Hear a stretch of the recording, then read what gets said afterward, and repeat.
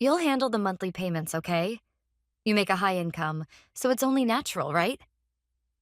My mother casually tossed a bomb that would destroy my life, as if she were making small talk.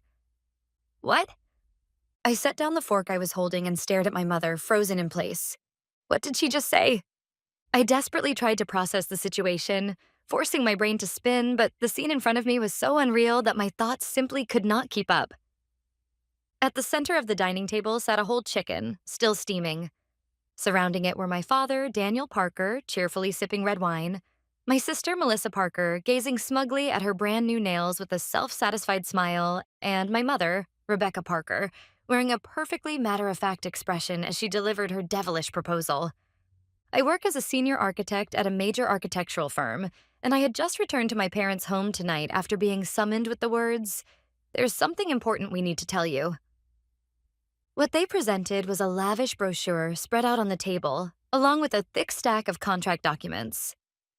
Lakeside Manor, an exclusive retreat for the chosen on the shores of Lake Michigan. The cover of the brochure showed a lake glowing in the sunset, with a modern luxury mansion standing proudly along its shore. A glass-walled living room, a vast wooden deck, and even a private boat dock. It was truly a dream vacation home. Because of my profession, I can instantly assess real estate value. This location, this level of quality, no matter how you calculate it, this property would easily cost no less than $800,000. Mom, wait a second. I don't understand what you're saying, I asked, my voice trembling. Did you buy this vacation home? Yes, we signed the contract. My mother's voice bounced with excitement. It's for Melissa. You know how she doesn't fit in with city life and keeps getting stressed, right? So I thought she needed a place where she could relax and focus on her creative work by a quiet lakeside.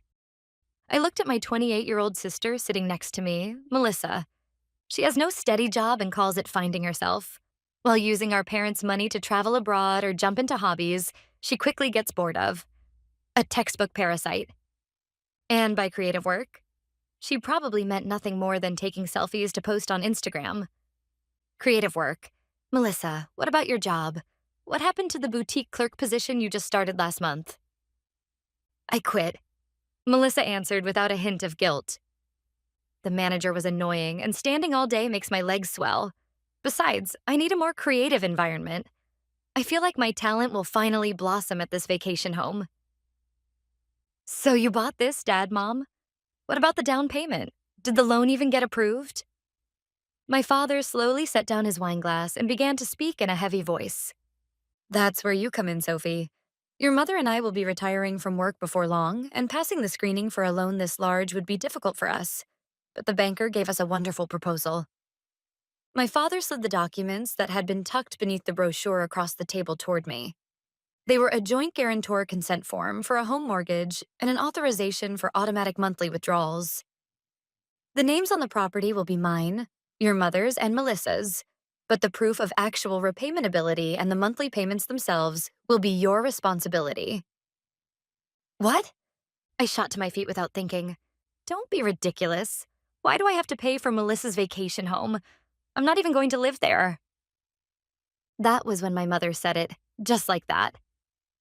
You earn a good living, don't you? We're family, so of course it's natural. The anger went beyond rage, and I felt dizzy. How much studying do you think I did to become an architect, and how much overtime I worked to build my career? That salary is compensation for my labor. It's not there to fund Melissa's playground. Sophie, how dare you talk like that? My father slammed his hand on the table and shouted, What do you mean, a playground? This is an investment in your sister's future. You're the older sister, aren't you? Your sister is struggling, and yet you live elegantly in a city apartment, sitting on money, and you won't even help her. Struggling? Melissa isn't struggling at all. She just wants a more luxurious life. That's awful. Melissa let out a fake sobbing sound and covered her face. You've always been like this. Whenever I try to be happy, you immediately get in the way. You look down on me just because I'm sensitive, don't you? That's right, Sophie. You're the older sister, so you have a duty to protect your younger sister. My mother pressed on relentlessly. And besides, you have plenty of savings, don't you? I heard you were promoted recently. It's only $2,500 a month. That's nothing for you, is it? $2,500 a month? For 30 years? Do they have any idea how much that adds up to in total? And they expect me to gift that to them? I refuse. I said it coldly. I will never pay, not a single cent. I won't sign that contract, and I'm not giving you my bank account number. Sophie, that's enough. When I went to college, you said you didn't have the money and refused to pay a single cent of my tuition. I graduated by nearly killing myself with scholarships and part-time jobs. And during that same time, you bought Melissa a brand new car. Years of resentment came pouring out. I am not your ATM. Melissa, if you want a vacation home that badly, then get a job and pay for it yourself. I grabbed my bag and started walking toward the front door. Wait, we're not finished talking yet. My mother chased after me, screaming shrilly. You ungrateful child. You can't even listen to your parents' request. Of course I can't listen to something this unreasonable. I shouted back while slipping on my shoes. If you use my name without permission, I won't let it slide. Don't ever call me over for something like this again. If you walk out that door, don't think of us as your family anymore. With my father's curses ringing in my ears, I slammed the door of my parents' house shut. The moment I got into my car and stepped on the accelerator, tears spilled over. Tears of frustration and of humiliation. Had my family really rotted this far? As I drove down the highway at night, I made a vow to myself. I will never return to that house again. I will protect my own life. This is the end. I will cut ties completely, once and for all. But at that time, I was still naive. I underestimated their twisted obsession with so-called family bonds and their greed for money. They were not the kind of people who would give up just because I said no. 3 weeks later, when I returned home from work, a thick envelope was sitting in the mailbox of my apartment. The sender was the local district court. The moment I held the envelope marked certified mail and special delivery, a bad feeling made my fingertips tremble. When I opened it, what came out was a lawsuit. Plaintiff, Daniel Parker, Rebecca Parker. Defendant, Sophie Parker. Claim, the defendant shall pay the plaintiffs the sum of $500,000 as compensation for emotional distress and damages resulting from breach of contract. As I continued reading the complaint, it was filled with an array of unbelievable lies. The defendant had verbally agreed to financially support her parents and sister for the foreseeable future, in exchange for allowing her parents to use their retirement funds to purchase a home for the sister. However, the defendant unilaterally broke this agreement, causing the plaintiff severe emotional distress and significant financial losses. Therefore, as compensation, the plaintiffs demand the sum of $500,000. I have never once made any such verbal agreement. Out of spite for my refusal to pay, they were trying to squeeze money out of me through a legal battle. Are they out of their minds? I muttered to myself in the empty room. Before anger could take hold, a bottomless fear surged up inside me. My own parents had sued me, their daughter, and only for the sake of forcing me to pay for my sister's vacation home. Bracing my knees that felt like they might give out at any moment, I grabbed the smartphone resting on the kitchen counter. I had no choice but to fight. Against a monster called family, I was about to enter a lawsuit that would put my very life on the line. The complaint in my hands felt as heavy as lead. My annual income as an architect is not bad, but there is no way I could casually come up with a sum like $500,000. And to think it was being demanded based on a completely fabricated, verbal agreement. With trembling fingers, I tapped my smartphone screen and first sent a message to my boss requesting time off for the next day. I had to find a lawyer. Not just any lawyer, but a highly capable one who was strong in ugly family disputes and who could prove my innocence. I did not sleep a single minute that night. Every time I closed my eyes, my parents' twisted smiles at the dinner table and my mother's words, "You make a high income, so of course it's natural," replayed over and over, making nausea rise up inside me. The next morning, I visited a law firm. It had a strong reputation online and advertised itself as being experienced in family disputes. Nice to meet you, Sophie. I'm Andrew Collins. I've already heard the outline of your situation. I told Attorney Collins everything that had happened up to that point. I see. This is a textbook case of financial abuse. And as for this so-called verbal agreement mentioned in the complaint, proving its existence legally would be extremely difficult for the plaintiffs. Then we can win, right? When I leaned forward, he slowly shook his head with caution.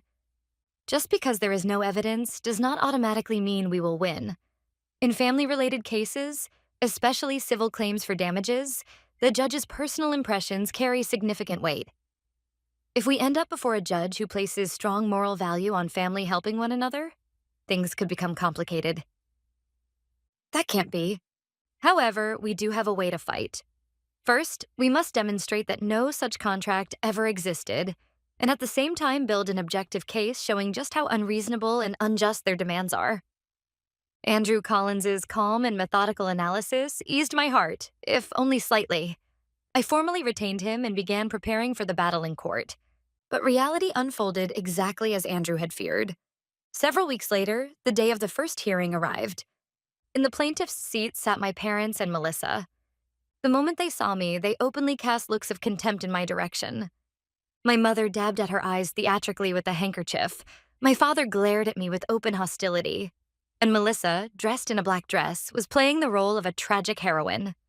How shameless. My stomach twisted painfully with anger. Court is now in session. As the clerk's voice rang out, the judge entered from the door at the back of the courtroom. The instant I saw him, I heard Andrew, seated beside me, click his tongue quietly. This is bad. What's wrong? It's Judge Nathan. He's extremely conservative and famous for valuing family bonds above all else. For the plaintiffs, he's the best possible judge. For us, he's the worst. Judge Nathan took his seat on the bench, glanced down at the documents before him, and peered at us over his glasses. Plaintiffs Daniel Parker et al. Defendant Sophie Parker. Parent and child, is it? Truly regrettable. From the very beginning, he made no attempt to hide his bias. Counsel for the plaintiffs, your opening statement. The lawyer hired by my parents stood up and began speaking with exaggerated gestures. Your Honor, my clients, the Parker couple, have loved and nurtured their daughter, the defendant Sophie, with devotion and care. The fact that the defendant was able to succeed as an architect is due entirely to the selfless support of her parents. Every word of it was a lie. The defendant promised to repay that debt of gratitude by supporting her sister Melissa's home purchase. This was a sacred promise between family members. And yet, at the very last moment, the defendant broke it, driving her elderly parents and her emotionally fragile sister to the brink of despair. In the plaintiff's seats, my mother and Melissa began to cry out loud. Judge Nathan watched them with sympathetic eyes and then turned his gaze toward me. His eyes were cold, as if he were looking at a criminal. Defendant Sophie Parker, how do you respond to the statement you just heard? Andrew Collins stood up and calmly rebutted the claim. Your Honor, every assertion made by the plaintiffs is completely unfounded. The defendant has never made such a promise. And furthermore, the so-called support the plaintiffs are demanding is so excessive that it would ruin the defendant's own life. Excessive? Judge Nathan scoffed. According to the documents, the defendant's annual income far exceeds the average for her age group. She is single and has no dependents. On the other hand, her sister Melissa has been unable to secure steady employment and is struggling financially. The judge leaned forward from the bench and addressed me directly. Sophie, before legal arguments, I want to ask you this as a human being. Do you have no sense of compassion? Excuse me? Blood is thicker than water, as the saying goes. When someone with financial means helps a struggling family member, that is a moral obligation that comes even before any legal duty. And yet you refuse to pay simply because there is no written contract. Do you not feel ashamed? A murmur rippled through the courtroom. I could not believe my ears. The judge was lecturing me unilaterally based not on law but on morality. But, Your Honor, I found myself shouting despite everything. I earn my living through my own hard work. My sister is struggling because she refuses to work. Why must my effort be exploited to pay for her laziness? Order. The sound of the gavel echoed through the courtroom. Defendant, you were not granted permission to speak. Is it not precisely this selfish attitude that caused this lawsuit in the first place? Judge Nathan's face was flushed red. By the next session, I strongly recommend that you consider a settlement. Discuss this within your family and resolve it amicably. Otherwise, the judgment may be a harsh one. It was, in effect, a threat. Court is adjourned. We were practically driven out of the courtroom. Once in the hallway, my parents and Melissa, who had been waiting, approached us. You heard him, Sophie? My mother smiled smugly. The judge said it himself, didn't he? Stop being stubborn and just pay up already. If you do that, we'll withdraw the lawsuit. I can't wait to live in my vacation home. Melissa piled on in an innocent-sounding voice. Don't be ridiculous. I shot back in a trembling voice, but there was no strength behind it. Having been denied even by a judge, a representative of public authority, I felt completely isolated and alone. Let's go, Sophie. Andrew took hold of my arm and pulled me away from them. When we stepped outside the courthouse, a cold wind whipped against us. Mr. Collins, am I going to lose? Do I really have to hand over all my savings like the judge says and spend the rest of my life as my sister's slave? Tears spilled out uncontrollably. He said nothing and quietly handed me a handkerchief. Then, with the sharpest look I had ever seen on his face, he turned back toward the courthouse building. No, you won't lose. In fact, the judge's attitude today lit a fire under me. He pulled a notebook from his inner pocket. Sophie, could you show me the property materials for that vacation home one more time? There was something that felt off in the documents the plaintiff submitted in court. Something off? Yes, for a property priced at $800,000, the status of the mortgage liens was unnatural. And Melissa's attitude? That wasn't just the face of a spoiled child. I sensed impatience, like she was hiding something. He grinned. Let's dig into this thoroughly. The pitch-black truth hidden behind this thing they call family love. At those words, a tiny flame of hope that had almost gone out deep inside me flickered back to life. That's right. This was no time to cry. If they were going to attack me with morality, then I would fight back with the weapon of facts. From that day on, we began a thorough investigation of their assets. That was how we prepared for our counterattack. And then came the day of the second hearing. My parents were as confident as ever, smirking at me. Melissa even had a new designer handbag resting on her lap as she fiddled with her smartphone. Sophie, there's still time. Before the session began, my father called out to me. If you apologize right now and promise to pay, I'll withdraw the lawsuit. Consider it family mercy. Mercy? I smiled back at him coldly. I'll return those words to you exactly as they are, Dad. You'd better run while you still can. What did you say? Just as my father's face turned red, the clerk's voice rang out. Court is now in session. All rise. Judge Nathan entered the courtroom and took his seat with heavy deliberation. The moment he opened his mouth, he shot me an irritated look. Now then, defendant. At the previous session, I believe I strongly recommended a settlement. Have you finished discussing this with your family? No, Your Honor, I answered while staring straight at the judge. There is no room for settlement, because it has become clear that there is serious concealment of facts underlying this lawsuit. Concealment, you say? The judge frowned.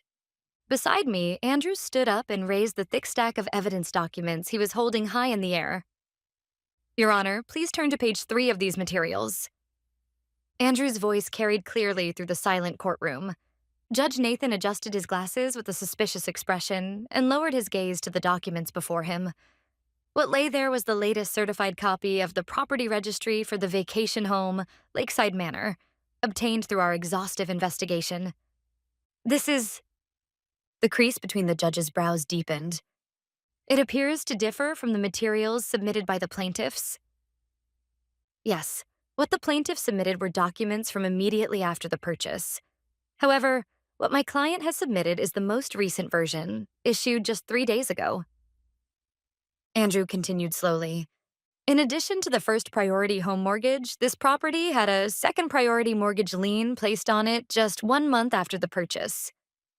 My father, seated in the plaintiff's section, leaned forward. What are you talking about? We borrowed no money other than the home loan. We only have one contract with the bank. Yes, that's what you both believe. This was the first time I opened my mouth, fixing my gaze on my parents and on my sister who was sitting there, pale and trembling. But it seems Melissa felt differently. What do you mean by that, Sophie? My father shouted, but the judge struck the gavel and silenced him. Order. Counsel for the defense, continue. Andrew nodded and revealed the decisive fact. The creditor for this second mortgage lien is Shadow Lake Finance, a non-bank consumer finance company. and in the debtor field, there is only a single name listed. He paused for a breath and then read the name aloud. Melissa Parker. What? I heard my mother, Rebecca Parker, gasp. And the maximum amount of that lien is $350,000. A shock rippled through the courtroom. Judge Nathan exclaimed in disbelief. In addition to the home mortgage, another $350,000 was borrowed, using this vacation home as collateral? Impossible, my father shouted. That can't be done. Our consent as co-owners would have been required. Normally, yes, Andrew replied calmly. But what if Melissa forged a power of attorney? Or what if she lied and told you these were renovation documents and tricked you into signing them? The color drained rapidly from my parents' faces. The two of them slowly turned to look at Melissa sitting beside them. Melissa hung her head, clutching her expensive designer handbag, her entire body trembling violently. That sight alone was confession enough. Melissa? My mother's voice shook. It can't be true, can it? $350,000. What did you even use that money for? That's... Melissa tried to say something in a tiny voice, but I cut her off. This isn't over yet, Your Honor. I stood up and delivered an even more brutal truth. We also traced where that $350,000 actually went. Andrew presented the next piece of evidence: bank transaction statements. These are records from Melissa's personal bank account. Over the past several months, thousands of dollars were being transferred almost daily, and on some days, tens of thousands at a time. The destinations are Golden Spin, Vegas Dream, all of them overseas online casino sites. Judge Nathan stood there, utterly stunned. That's not all. In an attempt to recover her losses, she piled on even more debt from multiple consumer finance companies and even illegal loan sharks. Based on what we were able to confirm, the total exceeds $200,000. This was the true face of my sister, the so-called delicate artist. $550,000. My father collapsed back into his chair. It's a lie. Tell me it's a lie, Melissa. No, Dad. Melissa finally lifted her head and screamed through tears. It's an investment. This is an investment. If I win at the casino, I can pay it all back double right away. I'm so close, just a little more luck and everything will be wiped clean. Those words became the decisive blow that revealed to everyone in the courtroom that she was a severe gambling addict. Silence. The judge's furious voice echoed through the courtroom. So this is what it comes down to. The plaintiffs either did not know or deliberately concealed the facts of their daughter's gambling debts and the unauthorized mortgage liens, and then demanded that the defendant, the older sister, take responsibility for the home loan payments? Seizing the moment, I turned the judge's earlier words about moral obligation back on him. Your Honor, at the previous session, you told me that helping one's family is a moral obligation, didn't you? The judge averted his eyes awkwardly. But please look at the reality before us. This vacation home is already tied to more than $550,000 in hidden debt. If I had done exactly as my parents demanded and signed the mortgage contract as a joint guarantor, what do you think would have happened? I pointed toward the judge and then toward my parents. It is only a matter of time before Melissa goes bankrupt. When that happens, the creditors will seize the vacation home and put it up for auction. The property will pass into someone else's hands, while only the debt remains. And as a joint guarantor, I would be left with the obligation to repay the entire mortgage in a lump sum, and potentially even be held responsible for my sister's debts as well. I stepped forward. Your Honor, let me ask you plainly. To destroy my life in order to fill the bottomless pit of debt created by a gambling-addicted sister. Is that what the law defines as a family duty? Where exactly is the selfishness in my actions, and where is the filial impiety you accused me of? In response to my words, the courtroom fell completely silent. No one could offer a rebuttal. Judge Nathan's face was flushed deep red. It was not from anger, but from shame. He realized that he had almost been made an accomplice to an outrageous fraud. Counsel for the plaintiffs.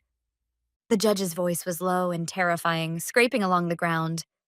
The lawyer hired by my parents stood up, sweating profusely. Yes. Were you aware of these facts? I had no idea. This is the first I've heard of it. If I had known, I would never have accepted a case like this. The lawyer immediately turned on my parents and Melissa. I am the one who was deceived, Your Honor. The plaintiffs concealed critical facts. Don't you dare. This time, my father lunged toward the lawyer. You said we would win. You said that if we paid money, we could save our daughter. Stop it, Dad. Melissa screamed in tears. This isn't my fault, it's Sophie's fault. If she had just paid the money from the beginning, I could have gambled more at the casino and won everything back.